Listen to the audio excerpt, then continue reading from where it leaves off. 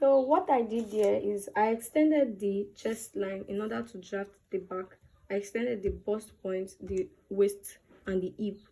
Then I did this zipper allowance in case you want to use a zipper, but we are not using it. I just did it because of the beginners, so that they will understand that when you are using a zipper, you have a zipper allowance. You can use 1 inch. This is not up to 1 inch, but you can use 1 inch. So I measured my 7.5. I came down by 0.75 at the back. Use the 3 inches here and 2 in order to get the shoulder slope. And I connected it, just made the curve. You don't go in at the back. So here I measured my bust nipple to nipple, which is 3. I measured on the bust line, the waistline, and the hip. So I come here and I use 1 inches that allowance. I divide it, and here I use half here and here to half here. The lines. You connect it to the line in the under bust, in the hip line I mean. Your bust measurement is 32 divided by 2, that's 8. The waist measurement is 20. No, we are snatching to 22, and when you divide 22 into 4, that's you have 5.5. So you measure here, you have 2.5 here. You come here, you measure the remaining 2 to get your 5 here. Then you connect both sides together.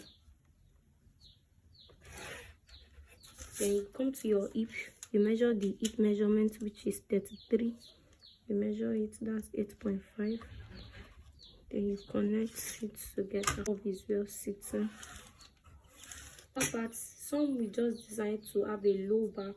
You can, no matter how deep you want it to be, you can. It depends on your choice. The same here as your chest line, you can have your. You don't have to just extend it. You can have your 8 here and extend down from your chest. Just extend it up. Want it to be, some we want a very low back.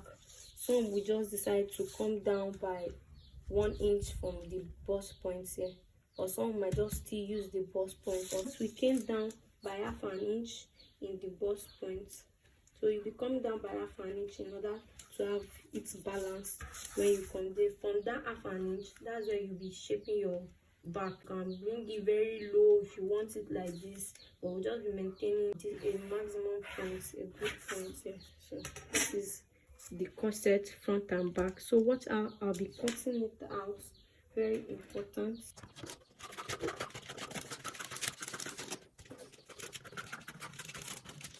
You know, we are snatching the waist, so I don't need the corset. And note, yeah, some decided to shape their back. Maybe I want to have a V look. You can just adjust it then. But I'll be maintaining a straight line in my own cutting. So when you want to have it, when you do that, so when you lace it, you'll be having a V shape at the back.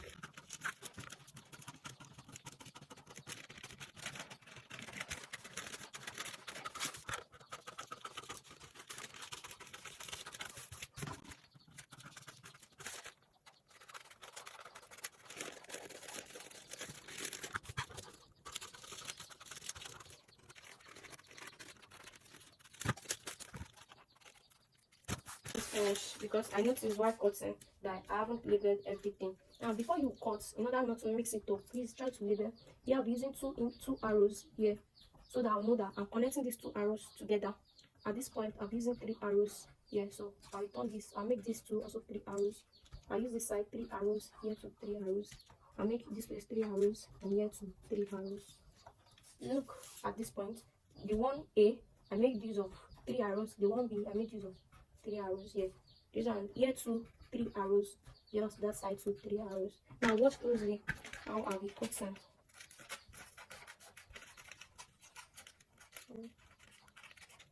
And this is the 1 and 2, 1A and number 2.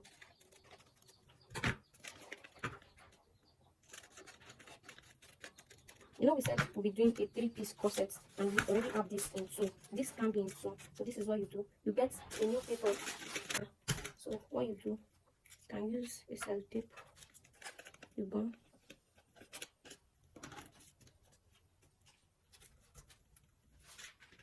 So this is what we'll be doing here to make this one piece. You will gum if you have a tape, make use of the tape that I'll be doing here. Make sure the two tips are touching together, then you balance it up to make it one piece. You connect the two to so you cut this out.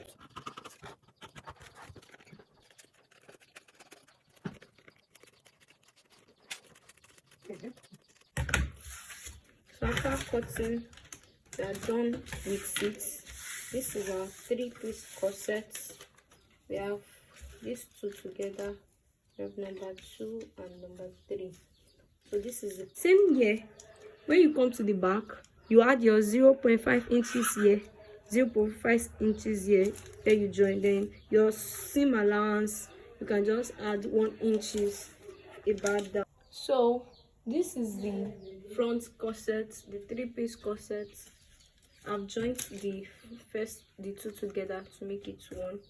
So note here, you'll be adding 0.5 inches on both sides to join it. You'll also be adding 0.5 inches here and do 1/4 inch if you're okay, if you can. If you know your hand is very straight, like that. So when you add your allowance on your fabric, you join this together. You put your allowance here, you put your allowance here. On the 2 here, please label so you don't mix it up. You can put this place as up, then here too up, so you won't, because once you do the pattern like this, you've already, you know, if you sew it this way, the pattern has gone wrong already. So please note, you'll be sewing here and here together.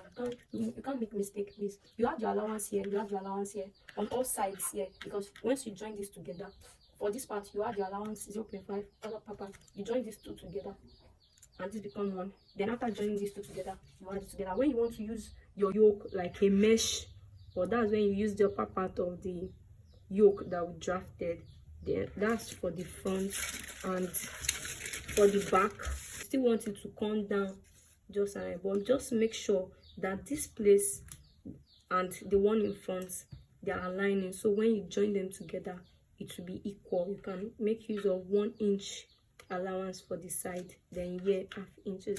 Thank you.